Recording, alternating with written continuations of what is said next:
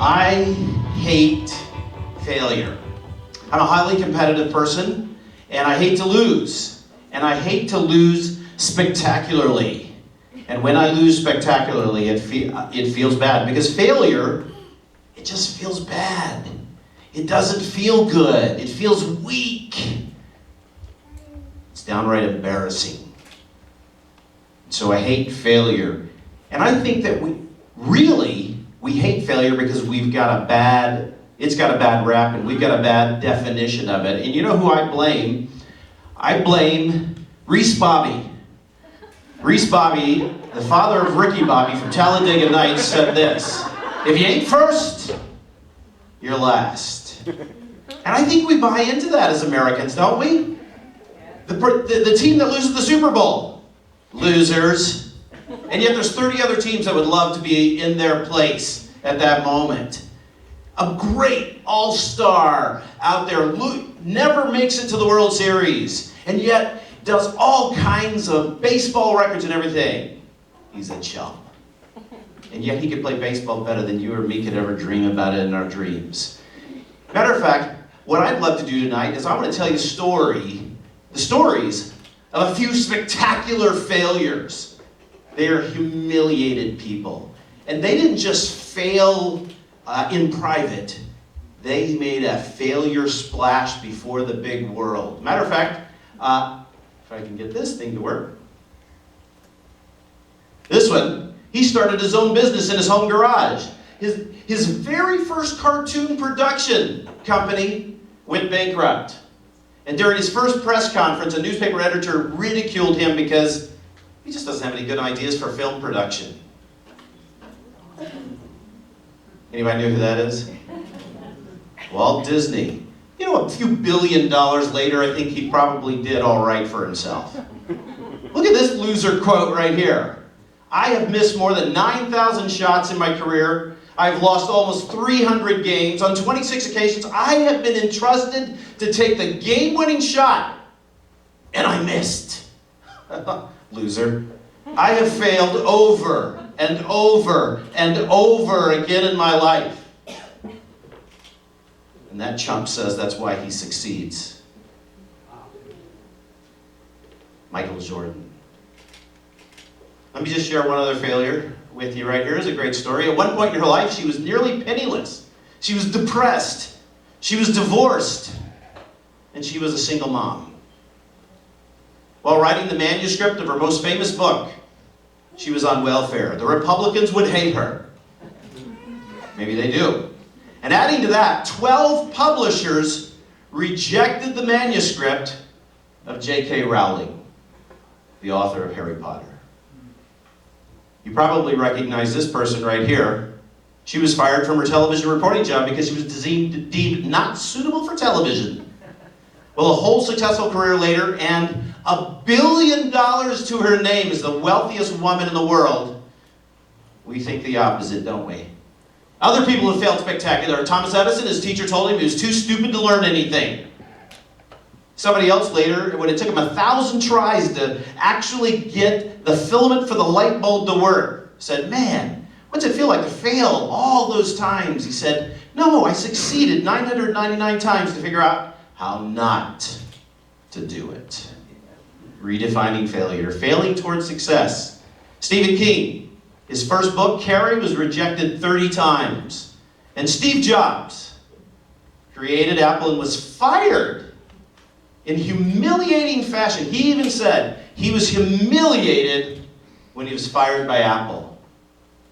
But every one of those people failed towards success. You know, if you've never failed, you've never tried anything new.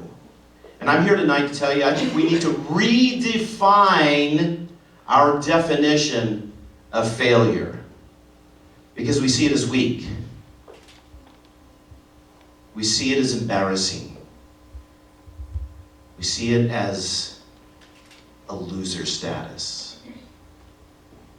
I'm going to tell you right now, I have never learned anything from my successes in life. You want to know why? Because I'm good. In my successes, I think, you deserve it. You are awesome.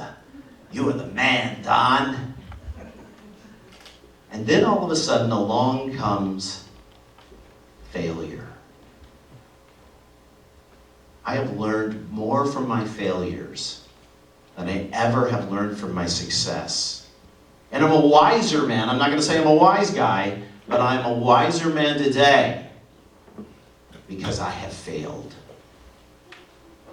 And I think we need to learn from our successes. I'll tell you one more story of a guy. He was a rock star in college, graduated with honors, and graduated as one of the most popular guys in college. He went on and became a teacher, and actually was voted as a rising star as a teacher.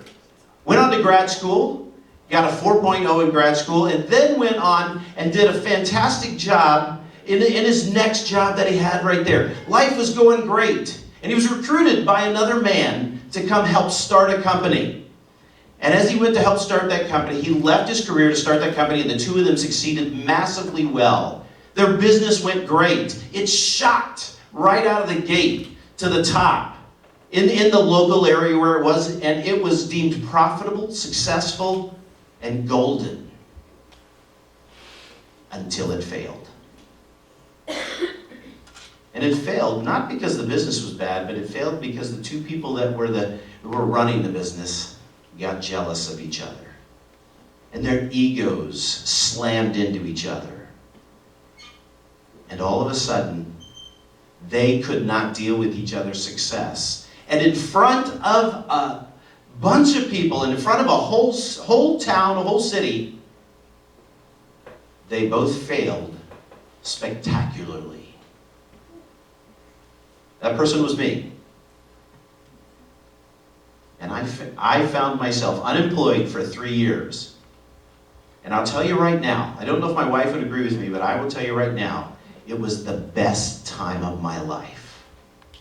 Because all of a sudden, I had a chance to really look at myself and realize I didn't have it all together. There were a few things that I needed to learn in life. And all of a sudden, I had gotten in my life all the way away from what I really loved in life, and I was able to redefine it and bring myself back to what my passion is, teaching. I realized I was a teacher and that I could inspire students in a classroom. And so I chose to make a severe career switch, take a massive pay deduction in pay. Well, not from being unemployed. and landed the job that absolutely inspires me every day of my life. You know what I had to do? I had to redefine, I had to deal with redefining failure. Failure is the seedbed in your life for success.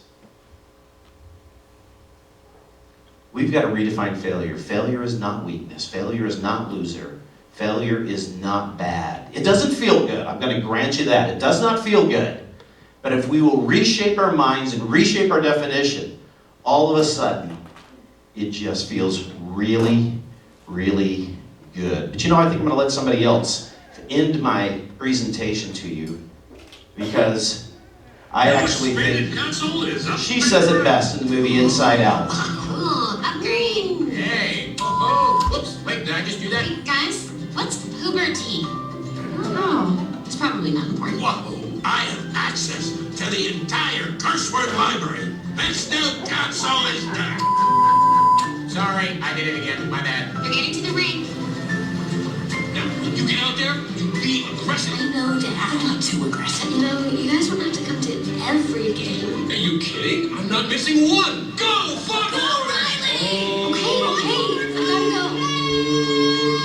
go. They love us. Yeah, Mom and Dad are pretty cool. Guys, of course they are. But we can't show it. She loved the birthday. Told you it was a great idea. Best idea he's had in a while. He's a really good guy.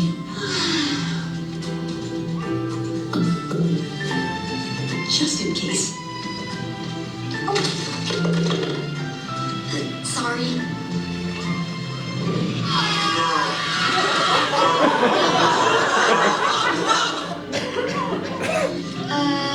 Okay. Bye.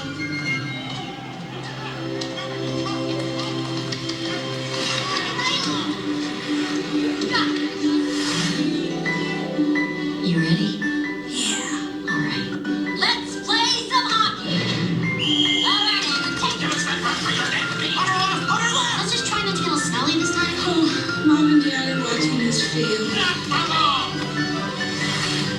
We've been through a lot lately, that's for sure. But we still love our girl. She has great new friends, a great new house. Things couldn't be better. After all, Riley's 12 now. What could happen? So take a chance, take some risks, risk failure, and redefine failure, fail towards success.